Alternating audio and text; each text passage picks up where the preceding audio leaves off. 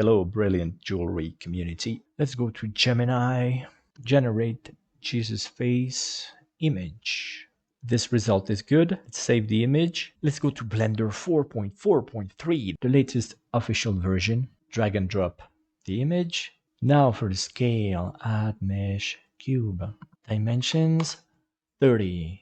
This will be 30 millimeters in real life. For the thickness, give a 5 millimeter reference. And obviously, already thinking about the weight of the jewel, we will make the back of the medal completely hollow. Take the image and scale it. Save and be happy. Now let's start add mesh plane. Add a mirror modifier on the x-axis. Go to edit mode. Delete all these vertices. Now control left click and let's start extruding.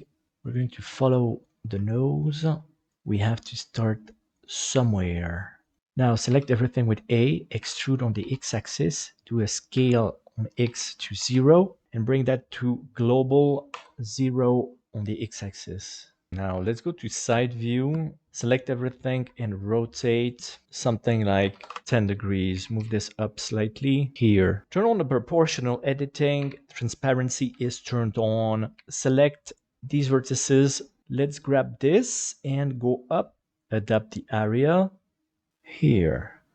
Now make a loop cut at the middle. Turn off the proportional editing. Select these vertices. Grab on the z-axis here. Now grab here. Make these parts slightly round. Always keep tweaking the details. Vertex by vertex. This is mesh modeling. Save and be happy. Now deselect everything. Control A. I'm going to follow from the base of the nose. Here I'm going to add quite many vertices and let's come until here. Select this entire row, put it somewhere here on the z-axis. If you want to subdivide, select a quad and subdivide it to keep quads. Now here I'm going to extrude on the y-axis and I'm going to go to the base of the nose. Now here we have 4 vertices, select 4 at the base and do a bridge edge loops. Keep tweaking the details. Keep tweaking the details. Now at this point, I'm going to add a subdivision surface modifier, 3 levels. Then I'm going to select 2 vertices there. I'm going to go to the front view and start extruding and rotating. At first, only from the front view until here. Now, if necessary, I'm going to scale and readapt the rows from the top view. Then work the topology in 3D. Here, I'm going to select this row, the other row, bridge edge loops. Keep tweaking the details. For the nostrils, I'm going to select this loop, extrude, scale, and start going back. Extrude, scale, and go back. Do it a couple of times. And then close with F. Don't forget to save and be happy from time to time. Now I'm going to select this last row and I'm going to extrude from the top view, scale slightly if necessary. Sometimes I scale only on one axis and come up here. At the bottom, I'm going to select these 2 lines and do a bridge edge loops. If you have triangles like this, try to avoid that. Let me explain very clearly why. If you want to make loop cuts, you can't make loop cuts and proper subdivisions anymore. That's why the quad rules. So here I'm going to level the amount of vertices to keep closing quads. We're keeping it simple. So here I can now scale this on the z-axis, keep tweaking the details, the topology, and I can send this back here. Level the amount of vertices, close, close, close. If you see that your shape, your nose needs to be rounder, keep tweaking the details. By example, this part is rounder, so let's go up. I'm making this video so you know where to start, how to start, and understand the process of modeling Jesus face for 3D jewelry design. So far, so good. save and be happy. Now we're going to follow with the side of the nose. I'm going to select only some main vertices and I'm going to extrude once. Now I'm going to close these faces and start adapting the shape. Always check several angles. Now let's select this line and follow the topology of the nose up here. I'm going to lower these lines and start joining the missing faces. Now we can tweak the shape. Good. Now here I'm going to start following the eye and I'm going to model what's around the eye. And first we're going to ignore the details of the eye. We're going to make some objects like the eyes separately. For 3D jewelry modeling, we have some freedoms that other industries don't have, so take advantage of that to make your work easier. This model won't be for rigging character animations or video games, so our eyes for our 3D jewel can be done totally differently. We must take advantage of that and focus on what matters for 3D printing and jewelry manufacturing. So far, so good. Save and be happy. Okay, so we're going to continue around the eye, under the eyebrow from the top view. And now here, obviously, this is the side of the head already. This must go down pretty much. So turn on the proportional editing, grab on the Z-axis, start going down. Here, you can also rotate and move. So here, by example, these vertices, this zone is a bit more flat than the rest. Then this is coming to the front. So as you can see, you don't necessarily need a lot of vertices to get the result. Obviously, it's going to take practice because beginners tend to be scared of the topology of the model. And yes, it's important to admit that at the beginning, these type of designs are scary. But like I often say, if you don't try it, you'll never know. Okay, this is higher here. This is like the beginning of the cheek. And actually, from there, we're going to make the cheeks and the zone under the eye. So we're going to come here. So you can see that I'm scaling, moving, rotating, extruding. And here I can connect this and I can start evaluating the levels. Start flat, then work in 3D. It's learning a methodology. And like I said, we're going to do the design of the eye with all the details separately. The eyebrows also. We don't have to make one single mesh. Now from here, I'm going to take the side of the nose and I'm going to extrude and follow the topology of the cheek and the head. So like earlier, from the front view, this is going to go down. My proportional editing on the Z-axis is affecting vertices that are already good. So here I'm going to do a Shift S, cursor to selected to mark the level of these vertices, and I'm going to hide these vertices. H. So now go to the front view, proportional editing is turned on, Z-axis, and I can level this zone. Now I can turn off the proportional editing and correct the levels. This is good for now. Alt H, bring back the rest. I can start connecting. So sometimes, like here by example, this is not a quad. If it doesn't make a problem for the rest of the work, I won't correct the n-gons are going to stay in my topology. Now here I need a subdivide to make this quad here, another subdivide, close this, and there. It's not perfect, it's not done, but obviously you need to go forward. For now, I'm just going to select this loop. I'm going to extrude, scale one time and another time here, and I'm going to close. Now I'm going to scale on the Z-axis to 0, move down. Now the previous loop, scale on the Z-axis to 0 to level the vertices and move down. And that's good to start the cavity for the eyes. So now is not the time to worry. It is the time to move forward. Keep tweaking the lower part of the face. So here I'm going to extrude this line. Sometimes I'm scaling, sometimes no, because sometimes when you scale, it compresses the height, the Z-axis, and you don't always want to lose the Z-axis, okay? Here, by example, I scale down, so I need to lower this, and I don't always want to do that. Okay, the mouth, we're going to prepare the surrounding of the mouth, and we'll model the mouth separately. Okay, from here, let's go to the chin. Extrude and rotate, extrude. Now scale on the x-axis to 0, 0x on the global coordinates, and we can start having a chin. Extrude on the y-axis, once more. Okay, the top of the mouth. Extrude, scale. So same, start flat, scale to 0 on the x-axis, tweak. Then check the levels. This goes up and follow your reference image. All this is higher.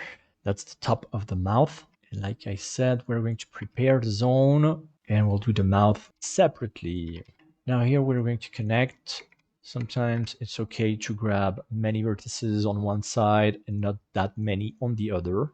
You need to test if it closes nicely, you're okay. If it doesn't, then we're going to take this side and subdivide it the times necessary and make a clean quad topology as much as we can. Don't break the rules when you're a beginner. First, follow the quad rule. That will help you avoid problems that you can't solve as a beginner. This is pretty clean. I'm good. So I think that flexibility is what experience brings you.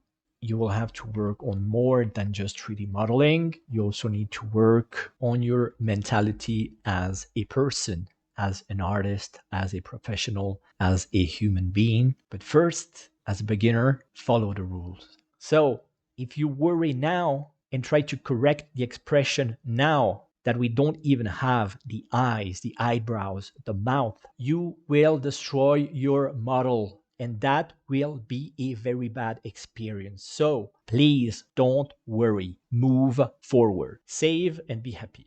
Now let's make the top of the head. I'm going to extrude this line 2 times first. And I'm going to start correcting the level to smooth this. So the transition between the nose and the eyebrow is smooth. So this is what I need to correct first to clean up this transition. And step by step, we're going to make this look a lot better. Here, I'm going to start dissolving, removing some vertices because for the front, I don't need that many detail. It's more about the volume. Now, let me select this line, extrude, extrude. Now, let's start rounding up the front, the top of the head. What you will notice with time is that generally you'll have to exaggerate the volumes because we are manufacturing a jewel. So you'll have the 3D printing, you'll have the casting in metal, in gold, and then you'll have the hand finishing by the jeweler. And all these steps, they tend to destroy the volumes. You will very clearly thank me later. Designing and manufacturing the jewels. So we use loop cuts quite often, but then also the knife. That's a very handy tool. Follow the quads, make your cut, because sometimes we need more topology to mark specific expression lines. Now, at some point, something very important. Here we have the viewport shading. So the light on your design. If you change it, you're going to see that the look of your design is going to change a lot. The way we read the expression lines, the volume, and that's something you need to get used to. Like I was talking about manufacturing the jewel in gold in real life. When you see the look of the 3D print and then of the casting in gold, everything changes. Something in your mind happens. So in 3D, something very similar is happening. At some point, you need to choose what is your favorite light for modeling your design. Save and be happy. Now I'm going to start creating the eyes. So I'm going to add a sphere. Let's go to edit mode. I'm going to rotate it 90 degrees on the y-axis. So the poles of the spheres are sideways. And now I'm going to scale and place the eyeball. So here we can generate a mirror on the x-axis. You can do Control A, apply all transforms, object shade smooth. Now let's go back to edit mode. Let's scale on the z-axis.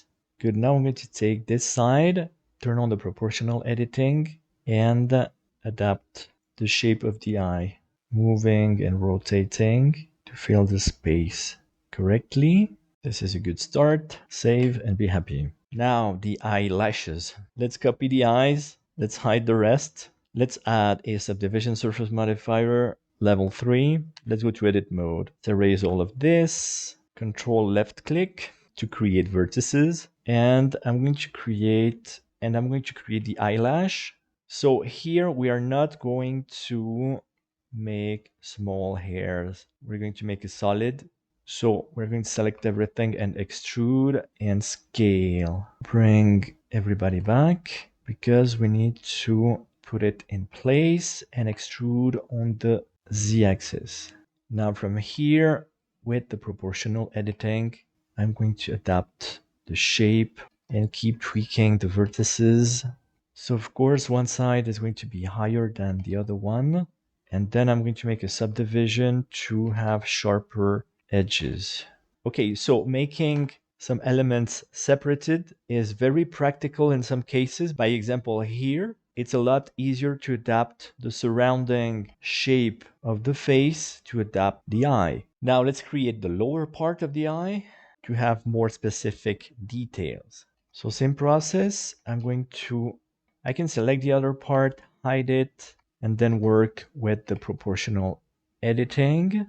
Here, check that the normals go to the outside, and if necessary, make loop cuts wherever you see fit. And now I'm going to make a loop cut at the middle. This is going to help me make the angle like this, and I'm going to keep tweaking the details following the reference image. For the top, I'm also going to add loop cuts to add the angle here. Now we need to connect.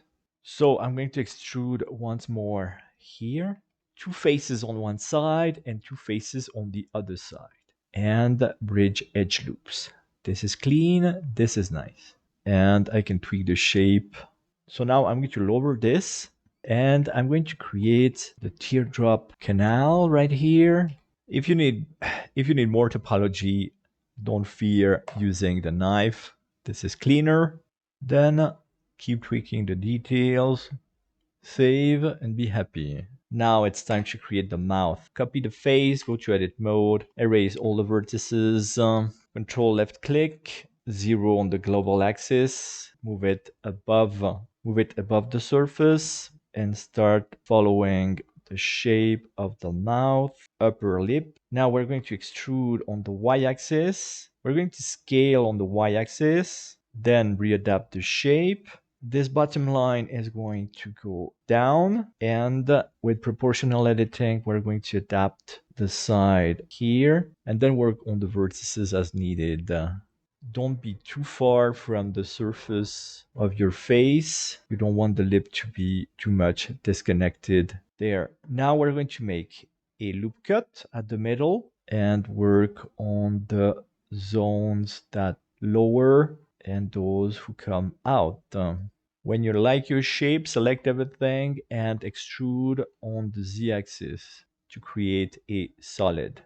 After that, if necessary, make more loop cuts and keep tweaking the details. At the center, don't forget to erase the edges to have a clean surface and solid. For the lower lip, the process will be exactly the same. Adapt as needed. It's important that the parts touch, so I'm going to move the bottom part on the y-axis to touch the upper lip and have a closed solid. That's very important for 3D printing. And then make a loop cut to model the volumes as needed. Finally, don't forget to delete the inside geometry and readapt the face to connect with the lips. Save and be happy.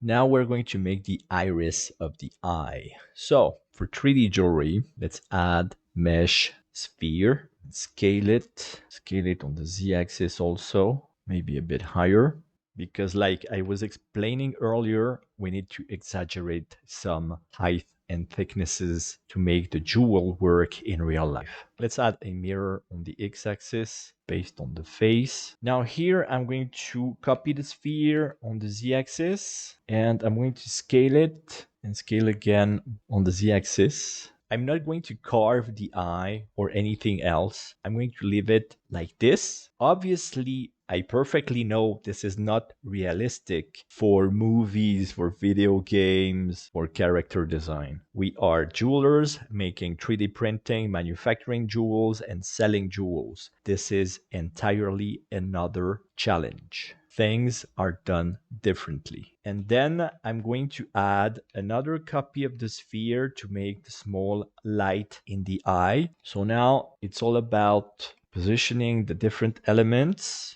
One thing that can help is to apply the mirror and remove the symmetry for the entire eyes. I'm going to join them. I'm going to go to edit mode, slightly move the left eye and move the right eye slightly differently, rotate scale elements slightly differently. That's going to help give a more natural expression. This will help give a more natural look to the face. So far, so good. Now it's all about hair, the beard, the eyebrows, and the hair. We'll model the ears and the neck later. So for the eyebrows, let's select the mesh and copy it. Let's go to edit mode, erase all these vertices. First, we're going to create a solid just as a reference. Then we're going to do something a bit more artistic using some other techniques. Okay, now let's move up. Let's turn on the snap base center, face project, align rotation to target, affect move, and rotate. Just grab now this projects the vertices on the face, turn off the snap, lower under the surface, and extrude on the z-axis. These are eyebrows ref. Now we're going to create a profile. So add curve, circle, center it on X, call it profile, eyebrows. Let's go to edit mode. We're going to create this parent shape. Then we're going to subdivide 3 times. This allows us to create a shape. Doesn't need to be symmetric. This is good for now. And we're going to start at curve, Bezier curve. Let's go to edit mode. And we're going to start making eyebrows. I'm just going to follow the surface reference, so I don't necessarily need the snap. And as always, let's start somewhere. So we're going to follow the grooming because we can see the hairs on the reference image. So we're going to follow that grooming. Now in data, we can raise the resolution, and in geometry, bevel, object, profile, eyebrows, fill caps, yes. Now we need a taper curve, so add curve, Bezier curve, 0 on X, eyebrows, taper. So this now takes taper object, that curve. You can bring it closer so you can see the result live. Okay, so first let's adapt the taper. Okay, we're going to go pretty small, so something like this. Exit edit mode, and we can start go with the tip inside the surface because the tip otherwise is too thin for 3D printing. So it's better if you finish inside the surface or inside the solid. Also, don't forget a mirror modifier on the x-axis based on the face. Also, don't forget that you can use the tilt. And now let's work with the curves. Then sometimes you want the taper radius to be the multiply type. This allows you to reduce the size of the radius and gives you a bit more flexibility with your design. And now it's all about creating the necessary curves. Take the curve, copy it, tweak and adapt. And this is how we're going to create the eyebrows. Exit edit mode, save, and be happy. So obviously for the beard and the mustache, we're going to use the same technique. Add curve, Bezier curve. I'm going to use the same settings for the geometry. For now, I'm going to use the same profile for the eyebrows, the mustache, and the beard. So the eyebrows taper is not great for the mustache, and it won't be great for the beard. I'm going to make it thinner.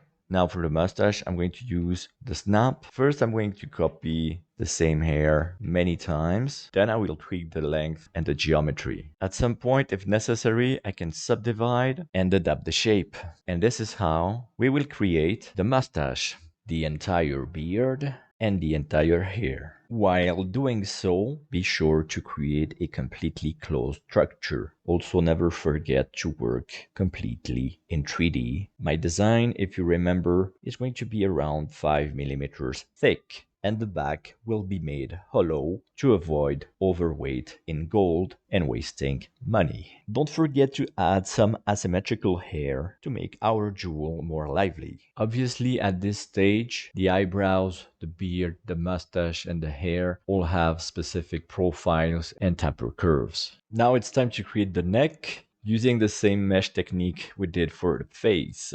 The neck is done, so now we can create the tunic and start closing the metal. It means that I'm going to create a border shape for the tunic, select everything and extrude on the Z-axis. Here I'm going to level to 0 and level the floor. Don't forget to make a loop cut when and where necessary. Also, don't forget to check the face orientation. Red means that you need to flip the normals. Then here I'm going to make a double border. Then I will tweak my shapes and add a discrete mesh for the shoulders. Don't forget to create a mesh for the ears depending the level of realism that you require. Good. Now it's time to look at the back of our jewel, our metal, and realize that this is not ready. It's hollow, yes, but obviously you can't 3D print or manufacture this in the present state. First, we're going to add a solidify modifier to the face thickness 0.7. Don't forget to take a look at the front to see that everything stays clean. Then here we're missing connections to the beard, the hair, and some other details need to be tweaked. Check your geometry, meshes or curves to be sure that they don't affect the inside geometry of the face anymore. The neck is also going to receive a solidify modifier, thickness 0.7. If necessary, readapt the geometry in edit mode to close the necessary gaps and clean the geometry wherever needed. Add any necessary geometry to clean the look, remove any element that would affect the ergonomy of the jewel, but try to avoid adding unnecessary weight as we already have a solid hollow jewel. Now we're going to prepare our mesh for 3D printing. First, we're going to save a new file because we will be affecting the geometry a lot. Also take the time to observe that your Blender file at this level should be very light because we have very few meshes with very low geometry and many curves, and the curves are not generating a lot of weight to the file. Save and be happy. Select all your elements with A and convert everything to mesh. Select an element, join with Ctrl J, hold as Jesus, gold, metal. At this stage, you can try to export as an STL, include selection only, and export the STL. File exported successfully. Now go back to File, but import the STL.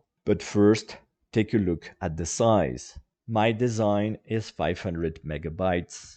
It's obviously very heavy for an STL, but my STL has a lot of details. Obviously, the good behavior is to optimize the STL for 3D printing. The best practice is to do a remesh first, depending the amount of details you want to keep. I'm going to use a very low voxel size to keep all my details. Now beware, this process is very heavy on your hardware, especially when you use very small voxel sizes. I am going to apply the remesh modifier and then I will work with the decimate modifier. Here we can see the face count of the mesh. I have almost 40 million faces. Now I have a very specific hardware to work with such high counts. Obviously, this allows me to keep all the details that I want for my 3D prints and manufacturing jewelry. If your hardware does not support such high face counts, don't worry, that is pretty normal. You can choose to not use the remesh modifier, although that won't allow you to find the real weight of the jewel, or use a higher voxel size for the remesh modifier. Then, with the decimate modifier, I'm going to lower the ratio to 0.1. That's 10%. This will lower the face count to about 10%. And I will repeat the decimate modifier as much as needed to optimize the weight of my STL for 3D printing. The first stage of the decimate gave me about 8 million faces, and now after a second decimate, I'm getting around 1 million faces. I can file, export STL, and if I want, I can overwrite the previous too heavy STL. Now, in an STL software like Netfab, I can open the STL made in Blender, and we can see that the size came down to almost 50 megabytes. Most companies are going to ask you for STLs lower than 100 megabytes, so we're good. Open the STL. We can see that the STL is already clean, and we can see the volume in centimeters cube. 14 karat gold is 14 times denser, which means that this almost 4 centimeters big Jesus gold medal will weigh around 14 grams in real life. Given the size, this is an excellent result. This is mostly due to the hollow characteristic of this design. Almost every time, it will be the client deciding the weight of the jewel, as it determines also its price in gold. Now, back in Blender, append your favorite diamond and start designing a halo. Add mesh circle, 120 vertices, start scaling and positioning. Bring the diamond as reference. In edit mode, extrude and scale. Extrude on the z-axis, 1 millimeter. Select the other outside loop, extrude it 1 millimeter on the z-axis. Now extrude and scale, make a small border, and extrude on the z-axis by 2 millimeters. Do the same with the other edge loop and do a bridge edge loops to close the structure. Adapt the position. Here, I will start erasing the vertices I don't need anymore. Don't forget to close the ending faces. Now add a bevel modifier to the amount and segments. Start putting the diamonds into place and use a mirror modifier on the x-axis based on the halo. Obviously now add a mesh sphere to create and distribute the prongs. Don't forget to create the cutters. Select the diamonds, make a copy, join, Ctrl J, go to edit mode, select everything with A, work from the individual origins, scale down slightly, and scale on the z-axis strongly. Take the halo, add a Boolean difference fast modifier, and remove the cutters. Make a local view to check that the result is perfect. Don't forget to save and be happy. Now add a mesh torus and adapt its size. Put it into place and be happy. Add a mesh plane, go to edit mode, start designing a bale. Add a mirror on the x-axis and the z-axis. Activate it in edit mode. Start tweaking your design. Bring these vertices to 0 and start making the shape of your favorite bale. Add a solidify modifier, thickness 1, to the outside. Add a bevel modifier and a subdivision surface modifier, level 3. Tweak the shape as needed. Create a decorative border using the same technique. I will create decorations on the bale using a curve, a profile, and a tapper exactly like we've learned earlier. The bale is done. Save and be happy. Now to complete the design, we just need a chain. Add a mesh torus. Make it bigger and thicker. Add a deform, simple deform, and twist it 90 degrees. Add a mesh cube, scale. Move on the z-axis, add a mirror on the z-axis based on the torus. Take the torus, add a Boolean difference fast, and remove the cubes. Add a remesh modifier and a smooth modifier. Scale as needed. Make a copy of your link, convert it to mesh, and send it to the center. Add an array modifier and find the proper distance. Set the array to whatever count works for you.